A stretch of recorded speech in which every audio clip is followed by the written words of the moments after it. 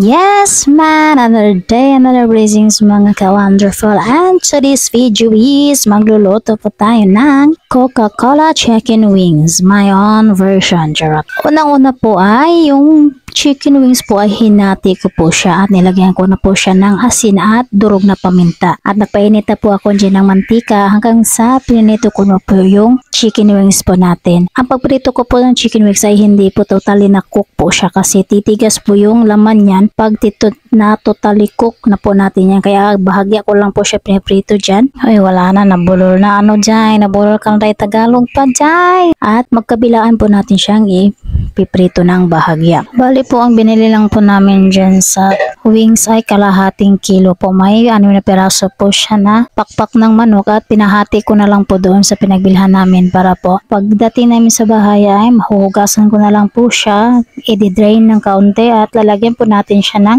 asin at durog na paminta para po ma-absorb po ng chicken wings yung lasa po natin nilagay bago po natin siya iprito. At yan na po yung ating second batch ng wings ng manok na ating ipiprito. Kanya lang po yung gagawin yung mga ka-wonderful. Hindi po natin siya i-fully cook po talaga. Tinid lang po natin siya na iprito lang ng bahagya hanggang sa ganyan na po yung itsura niya.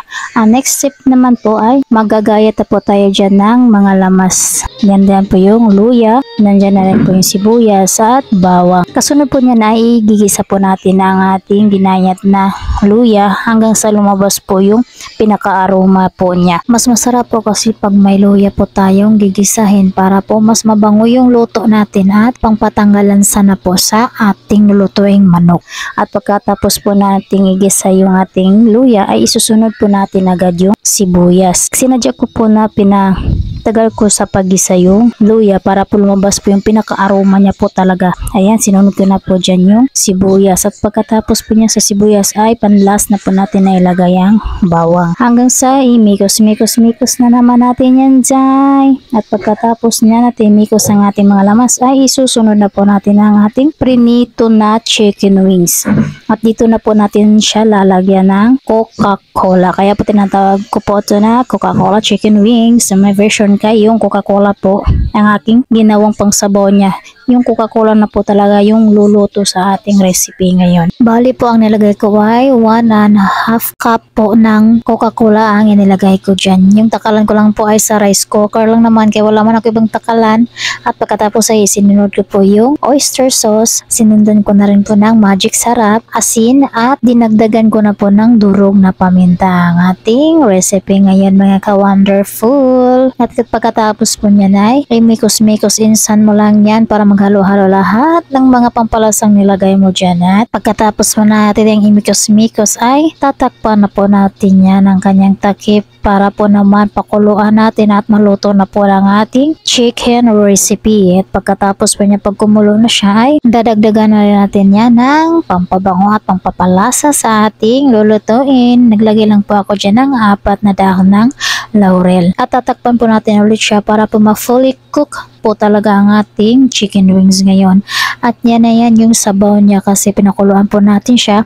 At yung sabaw po natin na Coca-Cola ay kanya na lang po karami. Nag-a-absorb na po yung Coca-Cola sa laman po ng manok. Kaya kanya na lang po kaliit ang ating sabaw niya at lumalapot na rin po siya. Kasi ang gusto po ng asawa ko ay medyo masabaw-sabaw po siya kasi pangbahog sa kanin. Alam nyo naman yung mga Boholano. Mahilig sa sabaw talaga. Kaya tinirahan ko po siya ng sabaw-sabaw po talaga. Kaya paborito po talaga ng asawa ko at lalo na ako yung may mabahog-bahog talaga sa kanin. Talaga mga ka-wonderful. Ito po talaga ang literal na sabaw palang ulam na mga ka-wonderful. Kaya sa mga mamshi dyan na hindi pa nakasubok ng ganitong luto ay try nyo na po. Baka po magustuhan ng yung mga junakis to at pati sa inyong asawa pwede rin po to pang baon nila sa eskwela. Kaya makatipid-tipid ka rin kasi hindi po aabot ng 200 po yung magagastos nyo po dito sa ganitong ulam. Luto na po ang ating ulam mga ka-wonderful, ready to serve our Coca-Cola chicken wings. Thank you for watching mga ka-wonderful. Bye bye! I got so much motherfucking design on right now. Every time, every time, every time, every time, every time, every time.